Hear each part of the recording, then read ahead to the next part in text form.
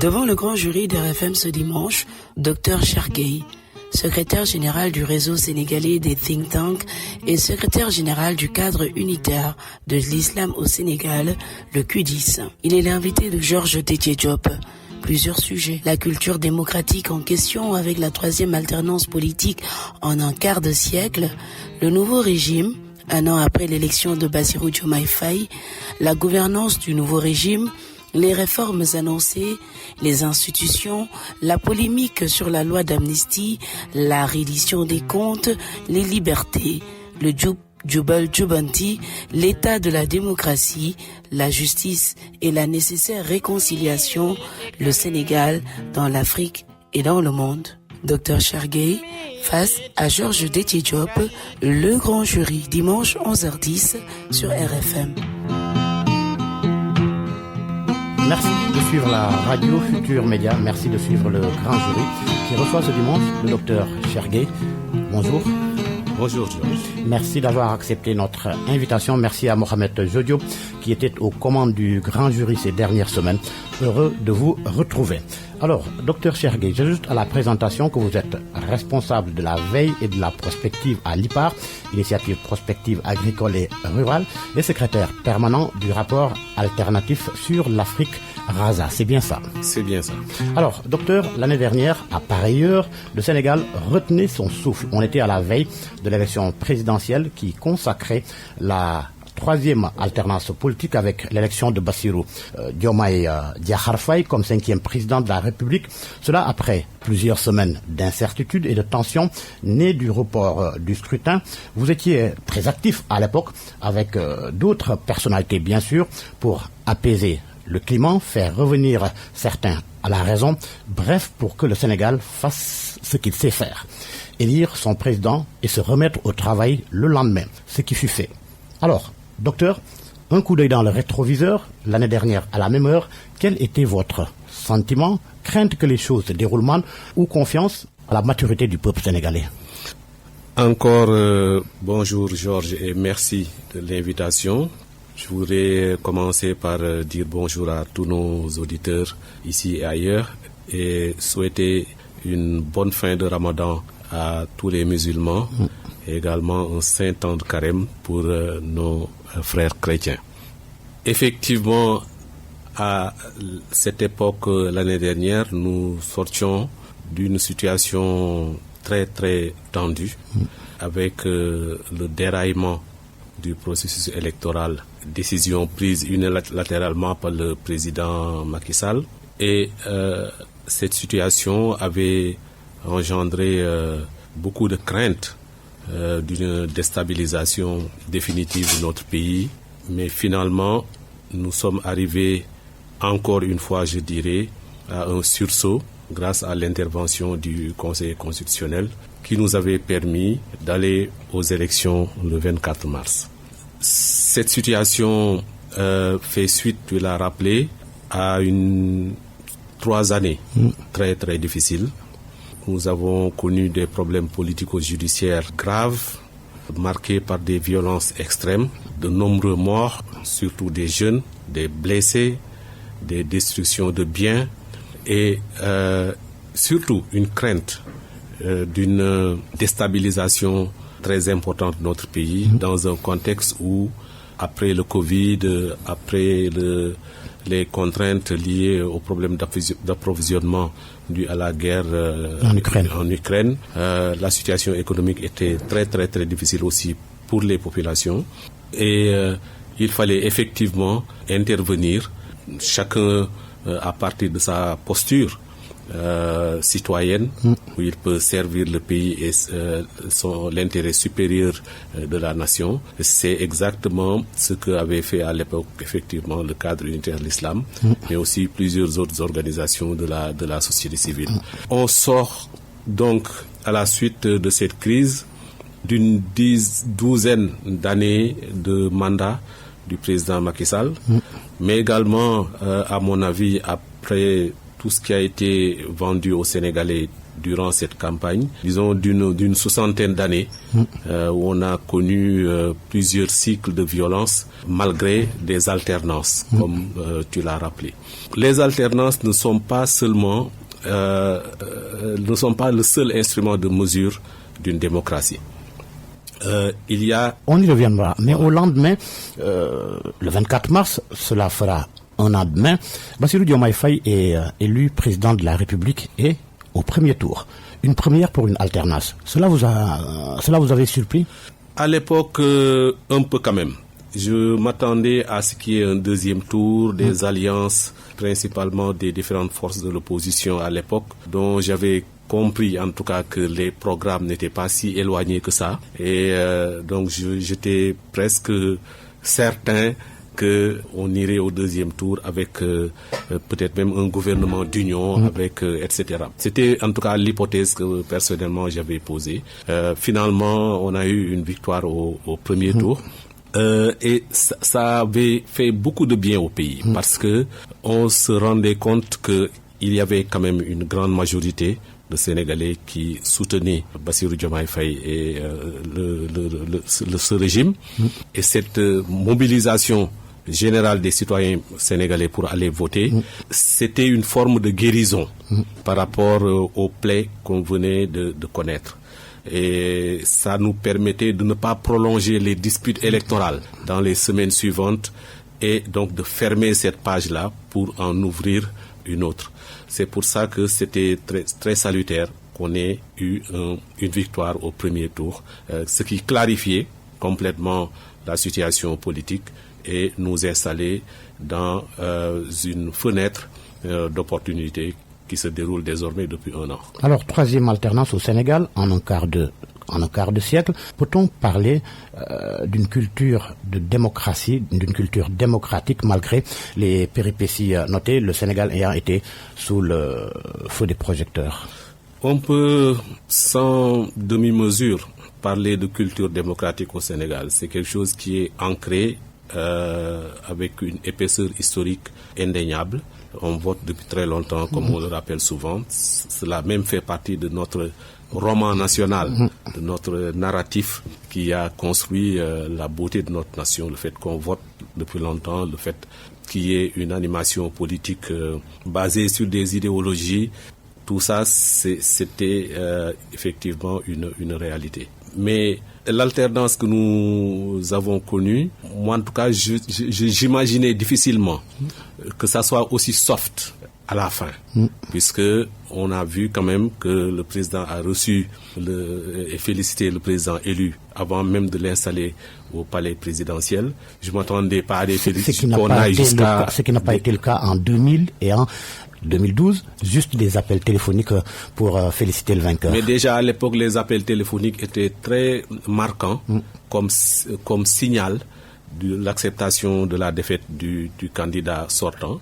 C'était aussi des pas en avant. Et cette alternance-ci également montre que nous avons été effectivement au niveau des attentes des populations sénégalaises par rapport à la qualité de notre démocratie sous ce rapport-là.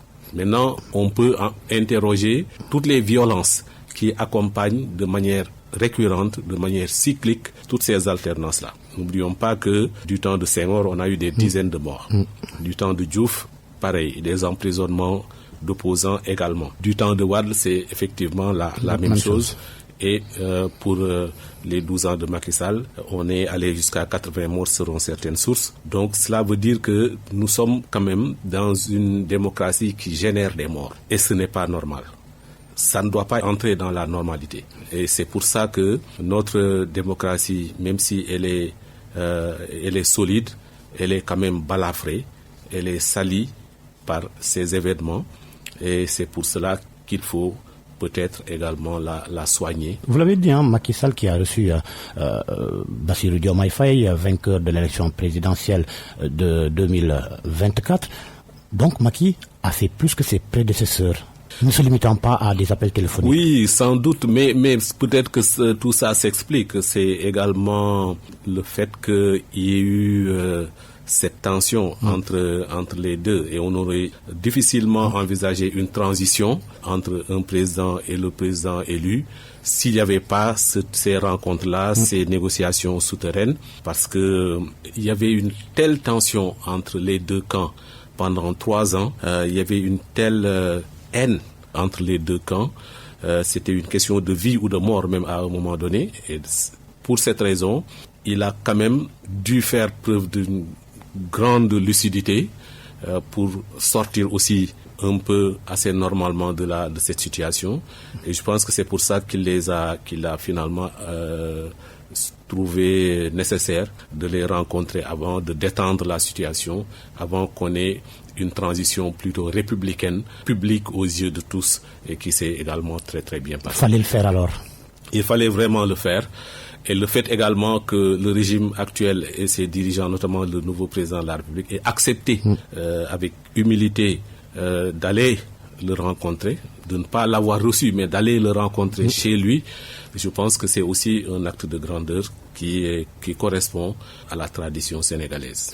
Alors, 1 an après, je signale que l'actuel régime a été installé le 2 avril avec la prestation de serment de Bassirou Diomaye Faye. 1 an après, quel regard portez-vous sur la gestion du tandem Diomaye-Sonko? Bon, c'est peut-être un peu tôt, après 1 an, de faire un bilan, mais on peut quand même avoir une lecture des tendances qui se dessinent depuis l'avènement du régime. 1 an, c'était très court, parce que déjà, il faut imaginer que quand un nouveau pouvoir arrive, il prend quand même le temps de s'installer, de prendre en charge les dossiers, de faire un nouveau gouvernement. Sauf qu'il nous avait vendu autre chose. Oui, et je ne sais pas si vous avez vendu quelque chose, mais en tout cas, de manière objective, c'est normal qu'on mette 3, 5, 6 mois à s'installer, à trouver des bureaux, à avoir des démarches pour un peu mesurer l'état des lieux, notamment du point de vue économique et des finances. Et tous ces aspects-là prennent du temps, surtout si on doit passer par des règles, des normes qui sont énoncées par nos lois et nos règlements. Donc c'était nécessaire d'avoir ce temps-là de tassement, d'installation. Et donc depuis 6 mois, on y voit un peu plus clair sur ce que le régime compte faire, notamment avec l'agenda national de transformation qui a été également très, très attendu pour justement, pour des organisations comme nous qui réfléchissons sur les problèmes de développement, mesurer le niveau de rupture qui est proposé par rapport au plan précédent, mais également de voir dans quelle mesure ce qui a été annoncé, notamment la souveraineté, le patriotisme, se reflète dans ce nouveau projet. Et il me semble que de plus en plus, on voit les choses émerger et on est quand même en attente de la mise en œuvre de réformes fortes avant de pouvoir vraiment être en mesure de nous prononcer plus clairement. Plus clairement également, on peut dire donc en cette toute petite période, les fruits ont tenu les promesses des fleurs. On ne peut pas dire ça parce qu'en 6 mois, on ne peut pas dire que les fleurs sont déjà là, à plus forte raison les fruits.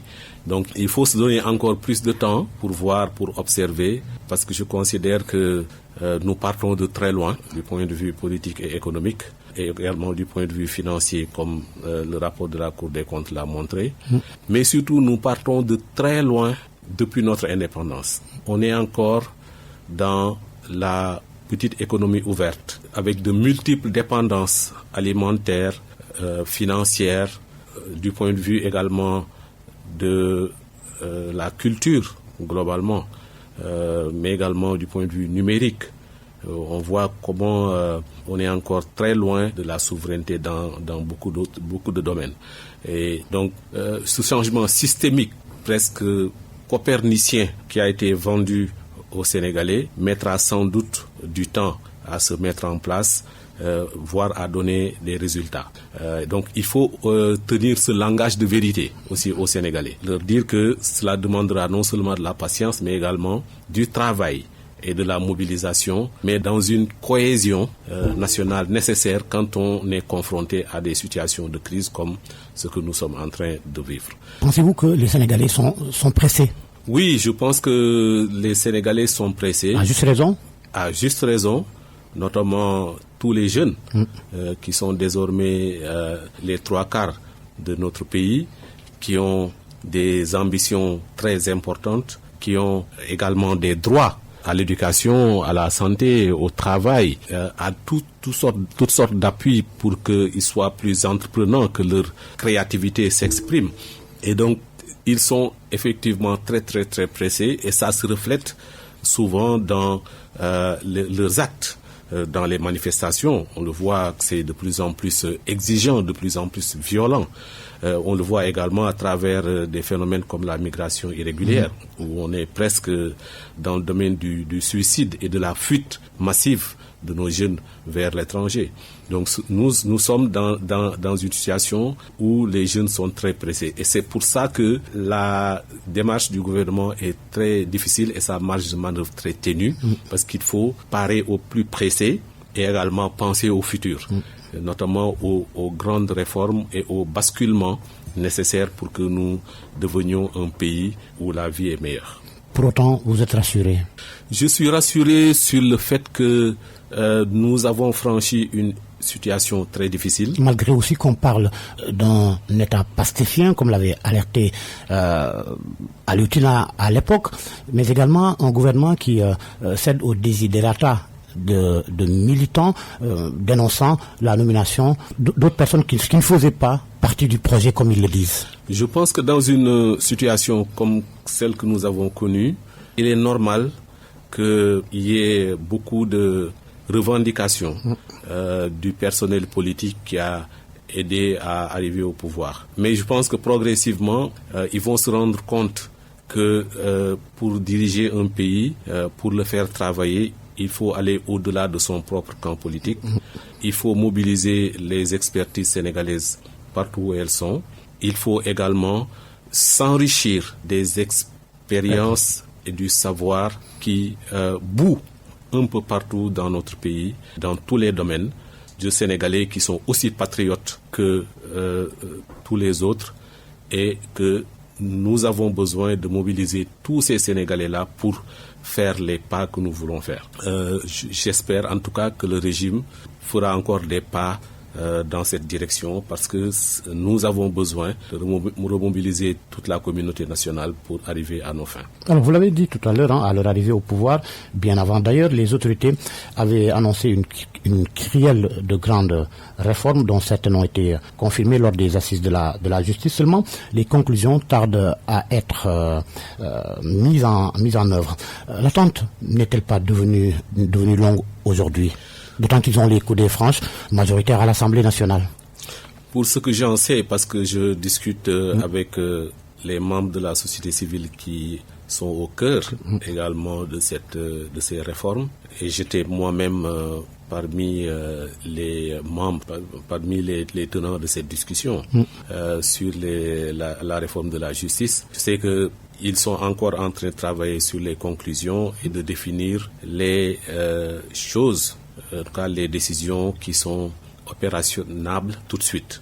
Et donc c'est quelque chose que nous attendons également avec impatience, parce que à travers cette réforme de la justice, nous allons également toucher des questions sociétales comme la famille, comme d'autres domaines qui relèvent de la religion, et des éléments également qui sont peut-être des lignes de rupture dans la société sénégalaise, notamment quand le code de la famille, etc., qui est l'objet aujourd'hui de discussions assez tendues. Donc, nous avons beaucoup d'attentes et nous espérons que l'attente ne sera pas très longue.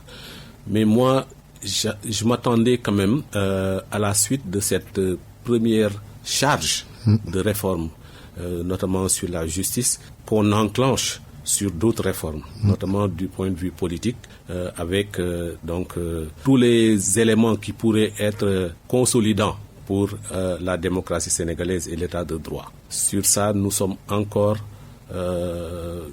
très en deçà des attentes que moi personnellement j'exprimais, et certainement aussi d'autres personnalités de la société civile, parce que nous considérons que c'est à la suite de ce que nous avons connu depuis des générations et surtout depuis quelques années, les réformes politiques et de l'état de droit, de consolidation de l'état de droit sont une très grande priorité. Et pourtant, le président Bassirou Diomaye Faye avait annoncé des concertations à ce sujet. J'espère que cette promesse tient encore. Surtout pour ce qui est de la rationalisation des partis politiques. Voilà, ça et la question du financement. Un des secteurs, en tout cas, qui doivent être adressés, qui doivent être abordés, parce que tant que nous n'avons pas une rationalisation du jeu politique, tant que nous n'avons pas des réformes très fortes pour avoir un jeu politique plus serein, plus apaisé, le Sénégal continuera à connaître des crises cycliques, ce qui est souvent très dommageable pour la cohésion nationale, mais même pour les situations économiques que nous connaissons. Parce qu'on le sait maintenant que chaque crise politique a un coût économique et financier, et également en termes d'image de notre pays. Et donc c'est pour ça que cette réforme-là également politique sur la consolidation de l'état de droit est également très attendue. N'avez-vous pas l'impression qu'il y a quelque part un manque de volonté pour engager ces grandes réformes même si, il faut le leur reconnaître, ils ont supprimé la SCCT, le Conseil économique, social et environnemental, une promesse tenue, mais voilà qu'on nous sert une proposition de loi d'interprétation de la loi d'amnistie qui fait débat, même si sur le plateau de la télévision Futur Média, le député Amadou Ba a annoncé un amendement. Oui, je considère que nous sommes dans un débat normal en démocratie, qui est une proposition de loi d'un député à l'Assemblée nationale. On est dans la normalité. Pour moi, la loi d'amnistie, c'était une loi d'armistice. L'armistice qui devait nous permettre de nous retrouver en tant que Sénégalais autour d'une élection apaisée, etc. Mais l'armistice ne doit pas signifier l'amnésie. Nous avons l'amnistie pour l'armistice, mais nous ne voulons pas de l'amnésie. Parce que cette amnésie pourrait nous conduire à reproduire les mêmes erreurs et à toujours trouver une amnistie à chaque fois que les crises violentes se déclarent. Nous ne voulons plus qu'il y ait des crises aussi violentes. C'est ça que je veux affirmer et souligner. Maintenant, l'amnésie pourrait nous conduire à l'impunité, qui serait également très dommageable. Tous les jours, je pense à des jeunes qui ne faisaient même pas de la politique, qui n'étaient même pas dans des manifestations et qui ont reçu des balles, qui vont et retournent à l'hôpital sur leurs propres frais pour encore se soigner. Donc, il y a des choses qui ne doivent plus se reproduire aussi facilement dans ce pays. Donc, les morts, mais ces derniers jours, ils ont reçu blessés, une assistance. Voilà, ils doivent être assistés.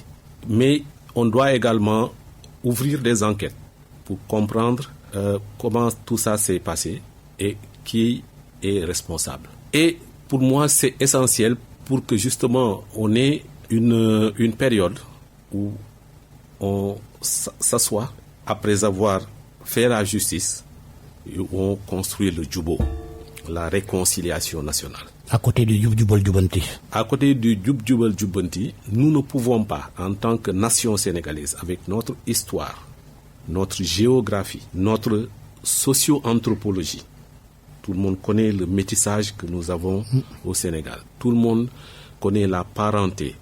Tout le monde connaît les ressorts par lesquels notre pays fonctionne. Nous ne devons pas, du fait des acteurs politiques, continuer à fonctionner, en tout cas avoir une démocratie qui fonctionne sur la violence.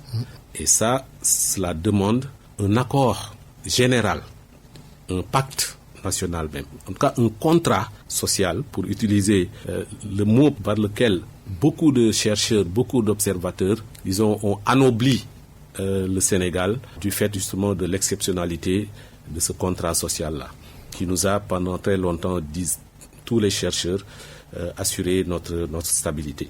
Mais pour cela, il faut qu'il y ait des concertations. Il faut qu'il y ait un dialogue national sur cette entre question. Acteurs politiques, société civile, toutes les forces vives de la nation. Entre toutes les forces vives de la nation. Un des avantages, et Macky Sall l'avait bien compris, qu'il gagne les élections ou qu'on perde les élections, on a besoin de se retrouver. Même si, en assistant à tous ces dialogues au palais, parce que j'étais dans tous les dialogues, on se rendait compte quand même qu'il y avait beaucoup de comédie, disons. Et c'était dommage parce que ce pays a besoin de moments comme ceux-ci pour toujours se retrouver, pour qu'on se retrouve toujours entre Sénégalais. Donc j'espère que nous aurons un dialogue national peut-être d'un autre type, comme peut-être avec ce qu'on a connu sur la réforme de la justice, avec ces assises-là, quelque chose en tout cas qui permet de se mettre d'accord. Quel devra être le contenu de ce dialogue national dont vous voulez plutôt se mettre d'accord sur l'essentiel, sur les réformes politiques à faire pour qu'on ait une meilleure démocratie, un état de droit plus consolidé, pour qu'on ait des réformes économiques fortes et sur les principes desquels tous les Sénégalais seraient d'accord. Je ne vois pas un seul Sénégalais qui n'est pas, par exemple, d'accord sur la souveraineté, sur le patriotisme économique, sur la nécessité de soutenir les jeunes, de leur offrir des emplois. Donc, en général, il n'y a pas tellement de désaccord sur ces points-là. Sur la nécessité de refonder notre système éducatif, on doit avoir un pacte national là-dessus, sur l'orientation à donner à ce système éducatif, sur la nécessité de rendre la santé plus qualitative et moins chère, moins dépendante des ressources financières des uns et des autres, mais surtout sur les comportements des Sénégalais. Comment reconstruire les imaginaires des Sénégalais, les orienter vers des comportements plus pacifiques, plus de compassion, plus de tolérance entre nous, et surtout comment nous préparer pour le monde du numérique, la civilisation du numérique que nous allons aborder, que nous sommes en train d'aborder, et de l'intelligence artificielle. Sur tous ces points, les Sénégalais doivent pouvoir se mettre d'accord à la suite de concertation et dessiner des sillons par lesquels toutes ces convergences-là pourraient être atteintes avec l'appui de tous. Ça, pour moi, c'est un vrai chantier. C'est le chantier le plus important. Et avoir également une démarche holistique. C'est-à-dire ne pas faire des réformettes ou des réformes par touche. Je pense qu'il faut se mettre d'accord sur un paquet de réformes à mener et recueillir le maximum d'adhésion de Sénégalais d'un côté ou de l'autre. Pour moi, ça, c'est essentiel pour le futur. Est-ce que ce dialogue dont vous faites état ne risque pas d'être piégé par une certaine société civile amorphe, des intellectuels qui élevaient la voix il y a un certain temps, devenus à fond d'un coup? Bon, faisons d'abord la différence. Il y a beaucoup de membres de la société civile. Nous sommes des organisations plurielles avec des démarches différentes. Les universitaires, si on s'arrête sur eux, on les entendait pas beaucoup. Mais chaque fois qu'il s'est agi de dangers vraiment très profonds, ils se sont levés. Donc, ce ne sont pas des personnalités ou des organisations qui vivent de l'alerte, etc. Ils ne peuvent pas se mobiliser comme par exemple des organisations de la société civile formalisées qui travaillent jour et nuit sur ces questions et qui peuvent intervenir à tout bout de champ. Mais les organisations de la société civile ne sont pas seulement dans le domaine politique. Il y a certaines qui travaillent dans le domaine politique, électoral, etc. Dans le développement. Mais il y en a beaucoup d'autres. Nous sommes 750 ONG, nous sommes plus de 32 000 associations dans ce pays et tous les jours, nous travaillons au plus près des populations. D'ailleurs, cette semaine, dès mardi, nous allons lancer le rapport annuel sur la contribution de la société civile sur les politiques publiques. Il s'agit de démontrer que les ONG investissent jusqu'à 500 milliards par an au Sénégal et sont également des employeurs très importants, notamment avec une quinzaine de milliers d'emplois qui aujourd'hui sont gérés par les ONG. Et également tout ce qui concerne leur appui au renforcement des capacités, à la formation des jeunes qui contribuent à leur employabilité. Donc nous avons une société civile très, très plurielle qui intervient, à mon avis, sincèrement et objectivement, chaque fois que c'est nécessaire, parfois de manière très difficile, souvent dans des situations de tension où ils sont accusés par un camp et l'autre, le pouvoir, l'opposition, chacun. Donc c'est pas des situations faciles à gérer et souvent c'est les personnalités qui animent la société civile se sont bien comportées et ont contribué très fortement à l'alternance paisible que nous avons connue cette année comme pour les autres années. Donc il faut d'abord le reconnaître ça. Et puis si on leur demande à chaque fois d'intervenir sur chaque question, sur chaque point, ils finiront par, je pense, perdre de leur crédibilité et de leur équidistance. C'est aussi ça qu'il faut arriver à préserver quand on est dans ce rôle de médiateur ou en tout cas dans ce rôle de citoyen équidistant.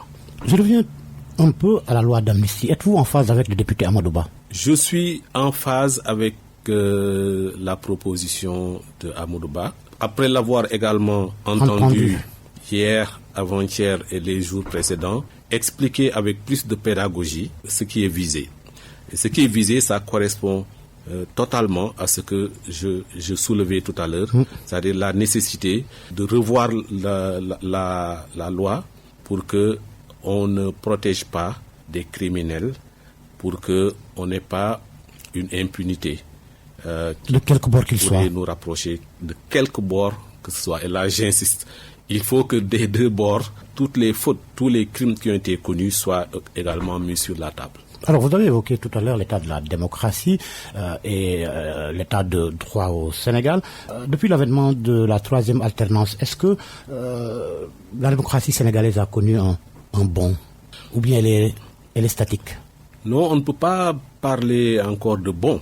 Je pense que les bons vont suivre certainement après les premières réformes qui vont être proposées et discutées avec la classe politique. Et c'est seulement aux prochaines élections qu'on pourra voir si notre démocratie a connu un bond qualitatif. Parce qu'on a eu quand même un bond en arrière, plutôt qu'un bond en avant. Mais pour ce qui est des droits humains, on note, comme ça a été le cas les années précédentes, des arrestations tous azimuts, surtout pour des délits qualifiés de délits d'opinion. Oui, je regrette ces arrestations. Je pense que, comme plusieurs autres personnes... Ce que les nouvelles autorités dénonçaient lorsqu'elles étaient dans l'opposition. On ne doit pas être arrêté, en tout cas pas condamné et mis en prison parce qu'on a émis des opinions. Même si, évidemment, je condamne également certaines positions et également surtout certaines déclarations qui sont des menaces claires pour notre vivre ensemble et notre cohésion sociale. Et surtout, les injures, la manière également de le dire compte. Donc, on ne peut pas également laisser, notamment au niveau des médias, des personnes qui s'expriment et qui deviennent des dangers pour notre pays. Je pense qu'ils doivent être appelés, avertis, éduqués, conscientisés, etc. Peut-être pas aller jusqu'à les mettre en prison pendant des mois. C'est ça mon opinion sur cette question. Alors, vous suivez le grand jury qui reçoit ce dimanche le docteur Chergué, responsable de la veille et de la prospective à l'IPAR, secrétaire général du réseau sénégalais des think tanks, secrétaire permanent du rapport alternatif sur l'Afrique, secrétaire général du cadre unitaire de l'islam au Sénégal. Alors, parlons de la reddition des comptes, une pratique normale dans une république, mais chez nous, ça suscite débat avec les cas Farba Ngom et Lat Diop en prison et le cas en vue, Moustapha Diop, dont l'immunité parlementaire a été levée vendredi, Farba pour une affaire présumée de blanchiment de capitaux, Lat Diop, corruption. Est-ce qu'on a vraiment frappé, docteur, là où il faut? Il faut rappeler également qu'on a connu le cas Khalifa Sall, Karim Wade durant Macky Sall, qu'on a connu les cas Idrissa Seck et d'autres. Des chantiers de Thiès. Des chantiers de Thiès. Ça a toujours été comme ça. Le cas Mbaye Diouf à Thiès également. Voilà, c'est comme si on revient avec les mêmes situations. Cela veut dire également que nous avons besoin de nous mettre d'accord sur le fait que quand un régime change, on doit être redevable par rapport aux citoyens pour lesquels ce régime-là a géré. Donc la redevabilité est très importante. Pour le régime qui vient de s'installer, la transparence est également très, très importante. Pour moi, la transparence, c'est également même une question de dignité. On ne peut pas tricher avec la transparence. Parce que devant des partenaires, si on se rend compte que vous avez triché, vous avez perdu toute votre dignité.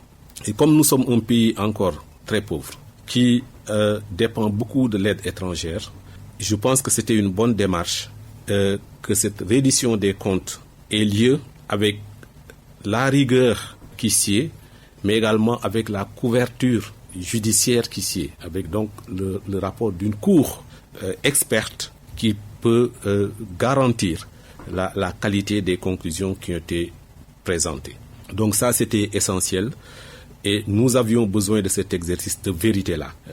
Et cet exercice-là va permettre, avant même de penser aux partenaires, de penser d'abord aux Sénégalais et de leur dire la situation réelle dans laquelle ce pays est du point de vue économique et du point de vue financier. Mentir aux Sénégalais sur cette question-là aurait été également très dangereux parce que c'est ça en fait qui alimente les frustrations. Les Sénégalais auraient continué à percevoir le régime comme capable de subvenir à leurs besoins, de se doter de moyens de sa gestion comme de manière très, très, très ouverte.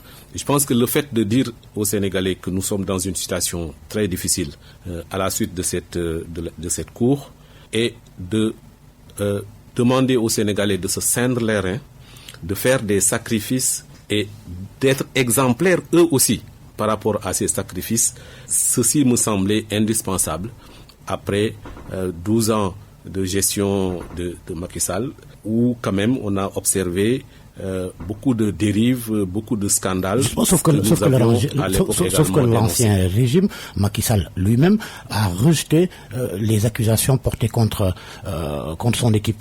Forcément, on est aussi dans le domaine de la politique.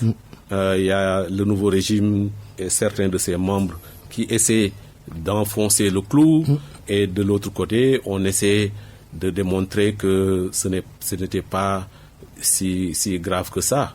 On est dans le domaine de la politique. Mais nous, observateurs, ce qu'on peut voir, c'est que nous allons vivre encore quelques mois, quelques années dans une situation très difficile.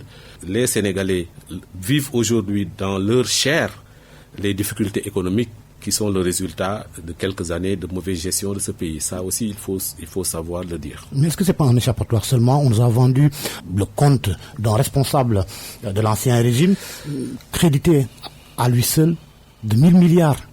Oui, de s'occuper de ces 1000 milliards, on met plus en lumière Farba Ngom, Lat Diop et Moustapha Diop. Oui, nous avons entendu toutes ces déclarations-là et nous sommes encore en attente de voir si c'est des choses qui étaient avérées ou pas. Dans tous les cas, c'est la justice qui doit pouvoir se prononcer comme pour la Cour des comptes pour dire réellement que tous les gens qui sont inculpés ou qui sont sous mandat de dépôt sont coupables ou pas.